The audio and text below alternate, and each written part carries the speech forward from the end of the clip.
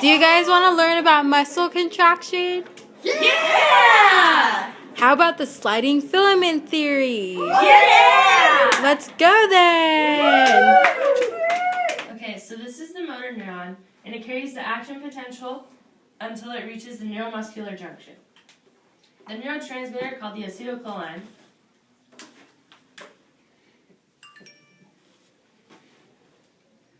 is released into the gap between the axon terminal and the sarcolemma of the muscle fiber. So this is the acetylcholine. And then what happens? The acetylcholine binds to receptors of the sarcolemma.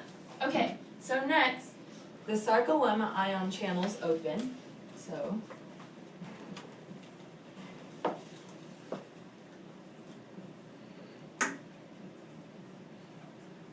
which allow the sodium ions to move through the membrane. And then what? That is very inappropriate.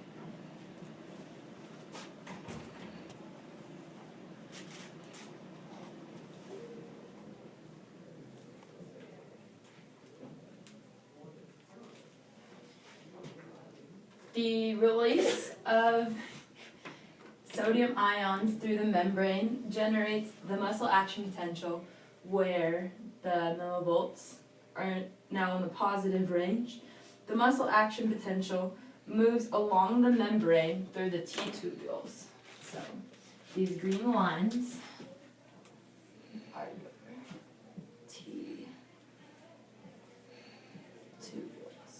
And it's going down. What happens after that? After generation of muscle action potential, the acetylcholine is broken down by an enzyme called acetylcholinesterase. This ensures that one nerve action potential causes only one muscle action potential. This muscle action potential moving through the T-tubules causes a release of calcium ions from the sarcoplasmic reticulum,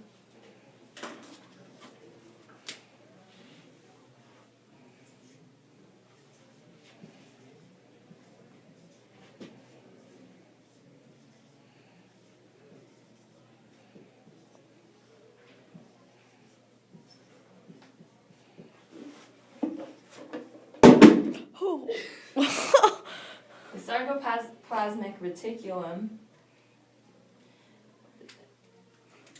into the sarcoplasm. So, calcium ions go from the T-tubules into the sarcoplasm. So the calcium ions bind to the troponin on the actin myofilaments. This exposes the myosin binding sites. So this is a myosin binding site, and so what happens is the myosin heads are activated by the splitting of ATP, and this causes a change in the position of the heads.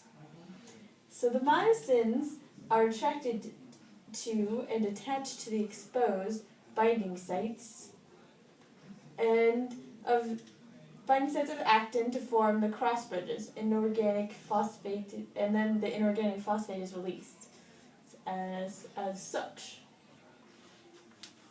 Hey, look, it's a coyote! And then, So as myosin forms cross bridges, ADP is released. So it comes right out here. And the myosin bends due to the loss of energy from the ADP.